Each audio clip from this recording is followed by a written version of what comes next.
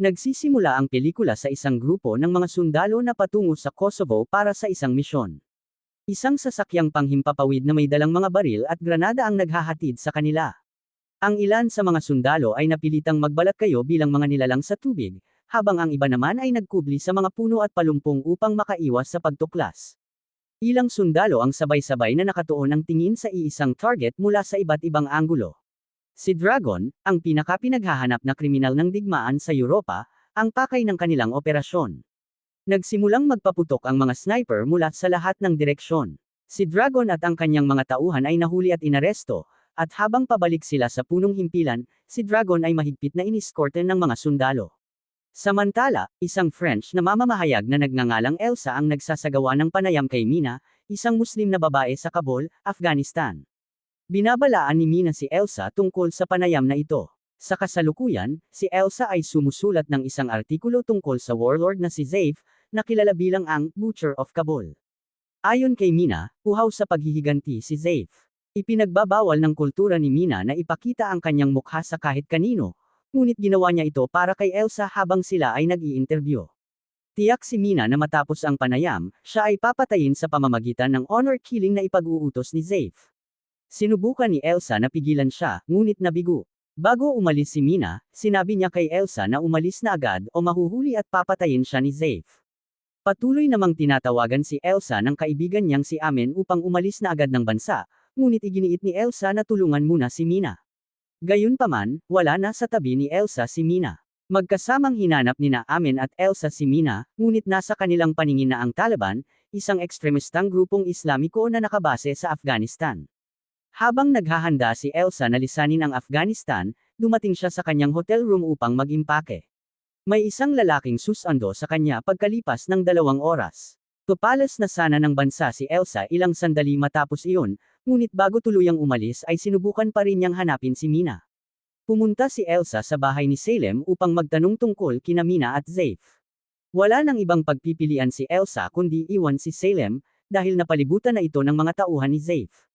Inatake ng mga tauhan ng Taliban ni Zaif sina Elsa at ang kanyang mga kasama, habang sila ay nagtatangkang tumakas upang iligtas ang kanilang mga buhay. Sa loob ng kanilang sasakyan, pinagbabaril at pinapatay ng mga kidnapper ang kanilang mga driver. Agad na naalerto ang pamahalaan ng France tungkol sa pangyayaring ito. Ang French Special Forces soldier na si Kovacs, kasama ang kanyang fiancé at iba pang miyembro ng squad, ay dumalo sa isang birthday party sa France. Binati ni Kovacs si Lucas, isang kapwa miyembro ng Special Forces, ng maligayang kaarawan. Sa okasyong iyon, binigyan si Lucas ng isang anti-gun compass bilang regalo ng Special Forces Squad. Sinurpresa ng grupo si Lucas sa kanilang regalo at siya ay lubos na nagpasalamat. Samantala, agad na kumilos ang pamahalaan ng France upang iligtas si Elsa. Dahil dito, ipinadala ang mga sundalo at Special Forces upang harapin si Zaif at ligtas na maibalik si Elsa sa France. Ang military jet na sinasakyan nina Kovacs, Lucas, at Elias ay nagtungo sa Afghanistan para sa isang bagong misyon. Sa wakas ay nakarating sila sa Gunmar Camp. Mukhang binabaliwala ni Kovacs ang ideya na maaaring nagpaplano si Elias ng isang biyahe sa dalampasigan. Magalang namang sinagot ni Lucas na kabilang si Elias sa koponan.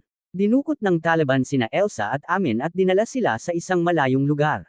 Pinayuhan ni Amen si Elsa na huwag magpakita ng takot upang maiwasan ang pagpatay sa kanila ng Taliban. Samantala, sina Kovacs at ang kanyang grupo ay nagbabalangkas ng kanilang susunod na operasyon. Pagbalik sa kampo, ibinahagi ni Kovacs ang parehong mabuti at masamang balita sa koponan. Ang mabuting balita ay ang kanilang pinakabagong recruit na si Elias ay isang kilalang eksperto sa paggamit ng sniper rifle. Ngunit dahil dinala si Elsa sa Pakistan matapos siyang dukutin, kakailanganin nila ng mas maraming sundalo upang mahuli ang hukbo ni Zaif. Dahil dito, kinakailangan nilang magdala pa ng karagdagang puwersa. Samantala, kinaharap ni Elsa si Zaif. Pinag-uusapan nila ang artikulong isinulat ni Elsa tungkol kay Zaif, kung saan tinawag siyang pinakamasamang kaibigan na maaaring magkaroon ng isang babaeng Afghan. Agad na tinanong ni Elsa kung ano ang ginawa ni Zaif kay Mina. Nagulat si Zaif sa kaalaman ni Elsa tungkol sa kanya, lalo na sa kanyang akademiko at propesyonal na mga tagumpay. Galit si Zaif ngunit pilit niyang kinokontrol ang kanyang emosyon. Inutusan niya ang kanyang mga tauhan na simulan ang pagre-record ng kanilang pag-uusap gamit ang isang video camera. Tinanong ni Zaif si Elsa kung naniniwala siya sa Diyos, at sumagot si Elsa na oo. Inabot ni Safe kay Elsa ang isang papel at inutusan siyang basahin ito ng malakas matapos siyang sumang-ayon. Dahil sa galit sa pagsuwi ni Elsa, iniutos ni Safe na dalhin si Sal Amani. Tumayo at nanood si Elsa habang brutal na pinaslang ang kanyang kaibigan. Ang footage ng pangyayari ay ibinigay sa mga awtoridad ng France makalipas ang 12 oras. Sina Sal Amani at Elsa ay parehong tinakot ng kamatayan ni Safe. Samantala, ang Special Forces ay naghahanda ng sumakay sa isang military jet patungong Pakistan. Ito ang unang araw ng kanilang misyon. Sa pagkakataong ito, may dala silang mabibigat na armas at supply. Tumalon sila mula sa sasakyang panghimpapawid at lumapag sa lupa. Pagkatapos lumapag sa hangganan ng Pakistan, nagsimula silang magpwesto sa iba't ibang lokasyon. Samantala, binabantayan ng mga opisyal ng Pakistani intelligence si Mullah, ang espiritual na leader ng Taliban. Alam ni Mullah na tinutugis siya ng mga ahente, ngunit nagawa niyang iligaw ang mga ito at makipagkita kay Safe. Sa loob ng silid, nagbatian ang mga miyembro ng Taliban at sinalubong ang isa't isa. Bilang handog sa kanilang Diyos, sinabi ni Mullah kay Safe na isang napakagandang ideya ang pagdukot kay Elsa at hindi siya dapat mabaigo. Nauna nang naipwesto ng mga special soldiers ang kanilang mga posisyon nang tawagin sila. Nagbiro si Tic Tac na hindi nila kayang pabagsakin ang lahat ng Taliban sa paligid nila. Patuloy nilang minamanmanan ang kalagayan ng kanilang mga target habang pinaplano ang kanilang pag-atake. Nang itinutok ang baril kina Mina at 3 iba pang lalaki, napansin ni Tic Tac ang sitwasyon. Pinatay ng mga Taliban si Mina at ang 3 pang lalaki. Panahon na para kumilos ang Special Forces laban sa kanilang mga target. Sa loob ng punong himpilan ng Taliban sa Afghanistan, nagawa nina Elsa at Amen na makatakas. Natuklasan ang kanilang lokasyon, at kinumpirma ni Kovacs ang kanilang pagkakakilanlan, gayunpaman, binalaan ni Elias ang grupo na alam na ng Taliban ang kanilang presensya sa punong himpilan. Sa sandaling makalaya ang mga bihag, agad silang umalis sa lugar kasama ang mga ito. Paalala ni Elias na may panganib sa bawat sulok at hinimok silang kumilos ng mabilis. Nagulat si Safe sa nakita niyang ginagawa ng Taliban pagdating niya sa headquarters. Nang makarinig siya ng putok ng baril, agad siyang tumakbo upang magkubli. Inutusan niya ang kanyang mga tauhan na pabagsakin ang sniper na umaatake sa kanila. Matagumpay na nakarating ang mga bihag at ang special forces sa isang mataas na lugar sa kabundukan, malayo sa kontrol ng Taliban. Doon, hinihintay nila ang pagdating ng mga sasakyang panghimpapawid ng militar. Nang makita ang paglitaw ng mga eroplanong militar, agad na inorganisa ni Safe ang isang pag-atake.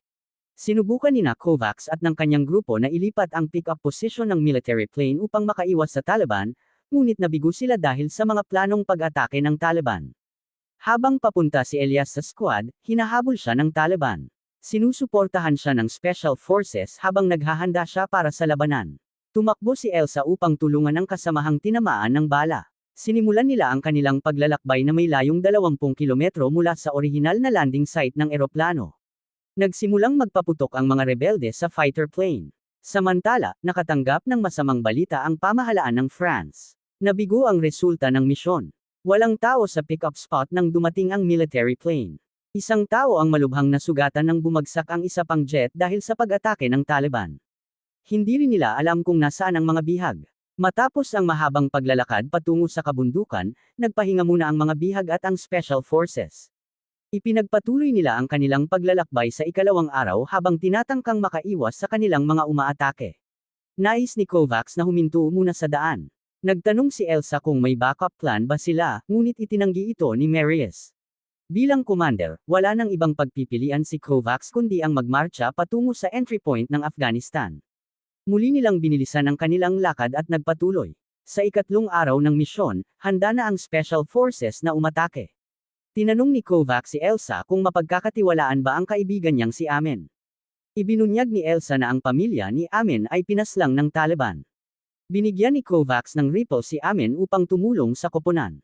Kinausap ni Tic Tac si Elsa tungkol sa patuloy na pagdami ng puwersa ng Taliban na ginagamit ni Safe sa paghahabol sa kanya. Sinabi ni Elsa na mas determinado si Safe na patayin siya dahil sineseryoso nito ang kanilang naging pag-uusap.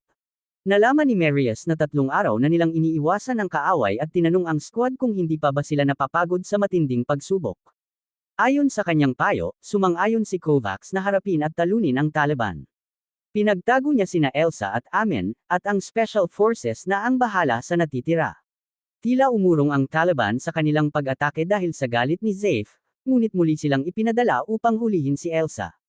Ayon sa isang miyembro ng Taliban, ang mga sundalo ay parang mga demonyo at hindi kayang talunin. Iginigiit ni Zaif na bumalik sila. Pinatay ni Zaev ang lalaki bago pa ito makapagsalita at sinabi niyang mas malalakas ang mga kababaihang kanluranin kaysa sa inaakala nila. Ang mga sundalo mula sa Gunmark Camp ay nagsagawa ng search and rescue at nailigtas ang 6 na Special Forces at ang mga bihag sa isang kalapit na nayon. Nagpapahinga ang Special Forces. Sina Tic-Tac at Elsa ay patungo sa nayon upang magtanong ng matutuluyan. Tinanong ni Kovacs kung nasaan ang mga bata sa lugar. Bilang tugon, sinabi ng isang lalaki na dinukot ng Taliban ang kanilang mga anak at pinilit silang sumali sa hanay ng Taliban. Naghahanap sila ng damit at pagkain nang biglang tinamaan ng bala ng sniper si Marius habang nagbibiro siya at ang kanyang grupo tungkol sa kanyang suot. Agad silang tumakas sa ligtas na lugar at naghanda para sa panibagong pag-atake. Pinabagsak ni Elias ang umaatake gamit ang kanyang makapangyarihang sniper rifle. Habang tumatakbo siya patungo sa direksyon ng pinanggalingan ng bala, sumigaw si Elias sa matinding dalamhati para sa napatay na kasapi ng Special Forces. Sa nayon, inilibing si Marius. Nagdasal sina Amin at ang Special Forces Squad para sa kanyang kaligtasan ng kaluluwa. Sa ika-5 araw ng misyon, mas determinado ang Taliban na patayin ang Special Forces. Sa kabutihang palad, nagawa ng squad na makaalis sa lugar bago pa sila maabyutan ng Taliban. Tinanggap ng pinuno ng nayon si Zaif. Pinatay niya ito at sinimulang hanapin ang mga sundalo. Panahon na para ang Special Forces ay umatake at patayin ang mga Taliban. Patuloy silang pumatay at nagpapaputok sa buong bayan sa paghahanap kay Elsa, ngunit hindi siya natagpuan. Gayunpaman, sinusundan ni Zaif si Amen. Pinatay niya ito sa isang iglap. Isang bala ang tumama sa dibdib ni Victor at malubha siyang nasugatan. Patuloy ang bar-ilan at pagpatay sa mga Taliban habang ginagawa rin ito ng iba pang Special Forces. Nagbigay si Elsa ng paunang lunas kay Victor mula sa kabundukan habang siya ay inilikas palabas ng nayon. Umakyat sila sa kabilang tuktok habang papalayo kay Elias. Nagsimulang bumagsak ang makapal na nyebe sa ika-6 na araw ng misyon.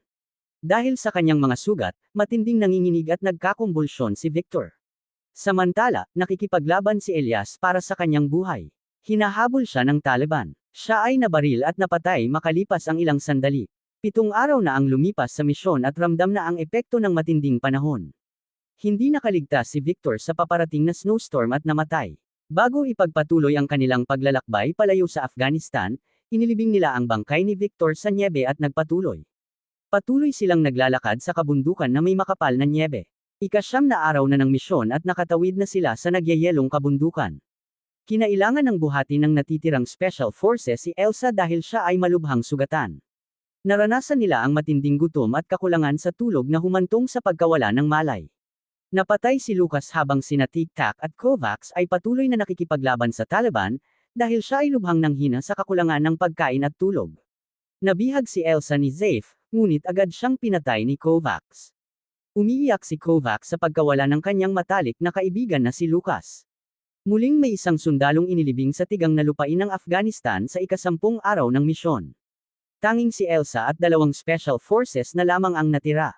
Wala ni isa sa kanila ang makakarating sa kanilang destinasyon dahil pareho silang sugatan. Matapos bigyan si Elsa ng isang ripple, napagdesisyonan nilang hayaan siyang magpatuloy sa kanyang paglalakbay palabas ng kabundukan. Binigyan si Elsa ni Kovacs at Tic-Tac ng mga alaala bilang souvenir. Nagpaalam siya sa pamamagitan ng paghalik kay Tic-Tac. Umakyat si Elsa habang patuloy ang masamang panahon. Habang papunta siya sa pagsadyap, humandusay siya sa gilid ng kalsada sa matinding pagod. Sa kabutihang palad, nailigtas siya ng isang dumaraang sasakyan.